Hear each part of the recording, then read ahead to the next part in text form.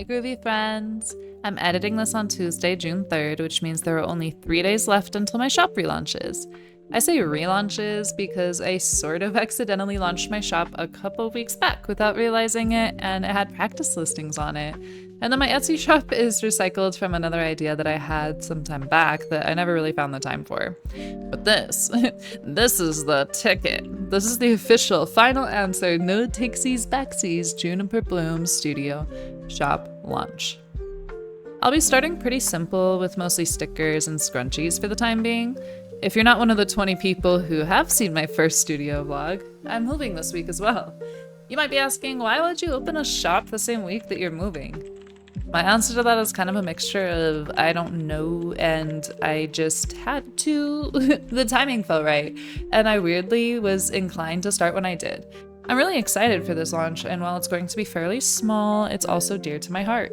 Since it's June, and since half my family, friends, and myself are part of the LGBTQIA community, I wanted to use the shop launch as an opportunity to make a pride collection. There will be a little variety of stickers and a few scrunchies, which was incredibly fun to plan and execute. And then I've also been putting together a summer drinks collection with botanical beverage art and scrunchies. Am I ready? No. But I also wasn't ready when I accidentally launched my shop a few weeks ago, so what's the worst that could really happen? It's been super difficult too to find time to make art and sew in the midst of moving and also being a mom. And are we surprised that my actions led to direct consequences? Somehow I still am. All in all though, I think what matters most is that I've learned a lot in the process of making a business and a launch from scratch in just the course of a few weeks. The launch could go fantastic, I could blow everybody's expectations and socks off with how well it went, but I would still come out of it having learned so much, and that's what matters. And then on the other hand, the launch could be a total messy flop, and in that case I'd learn even more.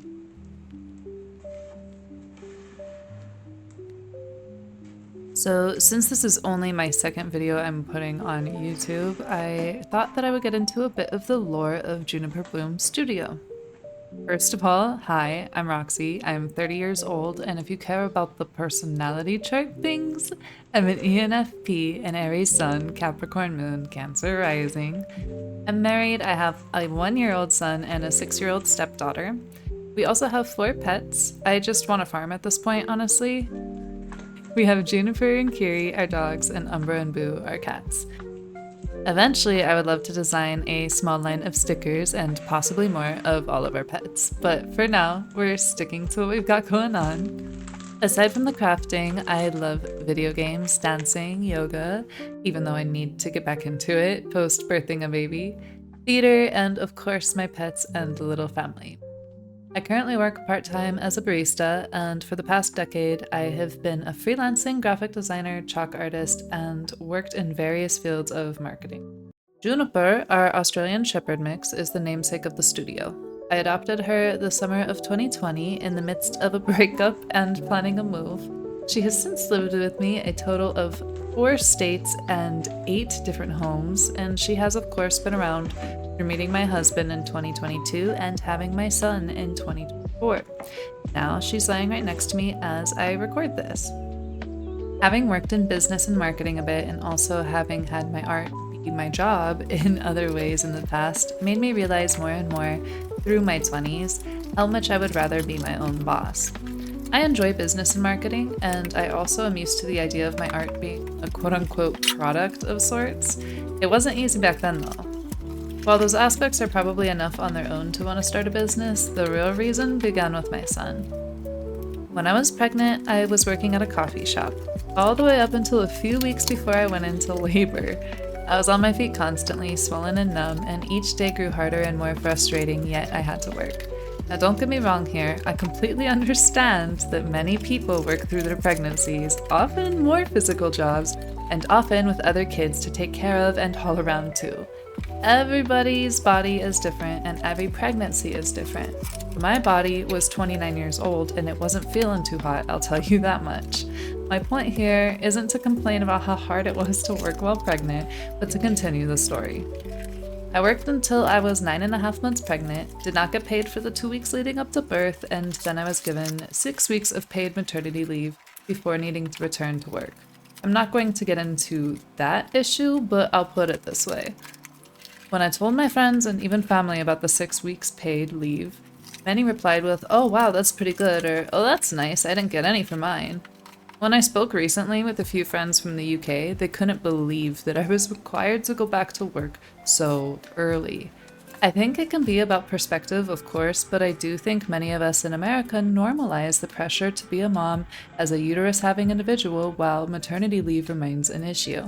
I digress. This is about lore. So, for reasons upon reasons, I simply didn't want to work, not because I was lazy, not because I was being sassy. If you haven't had a baby, just know that when you do, your hormones pretty much throw a rager in your brain chemistry and all hope is lost forever. Or until you're sleeping more than 40 minutes a night.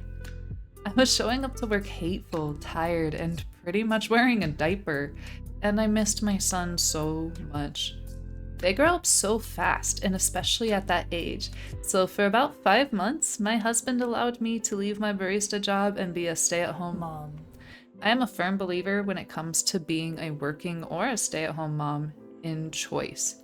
If you want to work, you work, girl. If you want to be a stay-at-home parent and you can afford to do so, then that's great too. It's whatever works for you and your family. And it worked for me, sort of. I'm grateful to the moon and back for those 5 months, getting to spend all day, every day with my baby.